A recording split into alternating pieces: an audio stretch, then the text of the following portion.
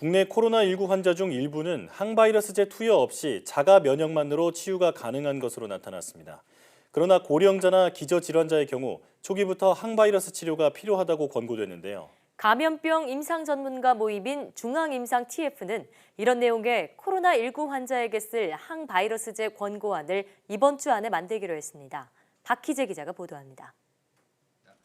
건강하면 자가 면역으로도 신종 코로나 바이러스가 치유될 수 있는 것으로 나타났습니다.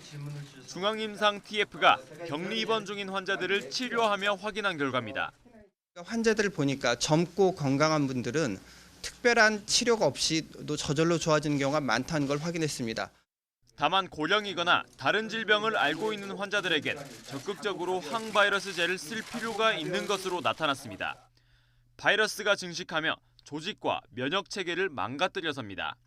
때문에 일찍부터 치료제를 쓸 필요가 있다고 강조됐습니다. 치료제로는 에이즈와 말라리아 약제 투여가 권고됐습니다. 리바비린도 꼭 필요한 경우 사용할 수 있지만 부작용이 적지 않아 우선 사용해선 안 된다는 판단이 나왔습니다. 중앙임상 TF는 이런 내용을 담아 이번 주까지 신종 코로나 환자에게 적용할 항바이러스제 투여 권고안을 낼 방침입니다. 국내 환자에 대한 첫 지침이 될 예정입니다. 퇴원에 앞서 내려지는 격리 해제는 메르스 환자 기준을 따른다고 말했습니다. 증상이 호전되고 48시간 뒤 바이러스 검출 여부를 확인해 2번 연속으로 검출되지 않은 경우입니다.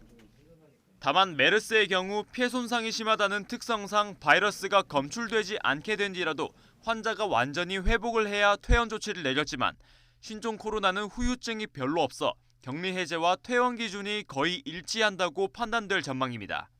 이번에 환자를 보면서 느끼는 경우는 이분들은 심각한 폐 후유증을 별로 남기지 않는 것 같아서 격리 해제 기준과 퇴원 기준이 같아질 가능성이 높습니다. 28번 환자를 제외한 확진자 가운데 25명이 폐렴 소견이 있지만 심각한 수준은 아닌 것으로 보고됐습니다. YTN 박희재입니다.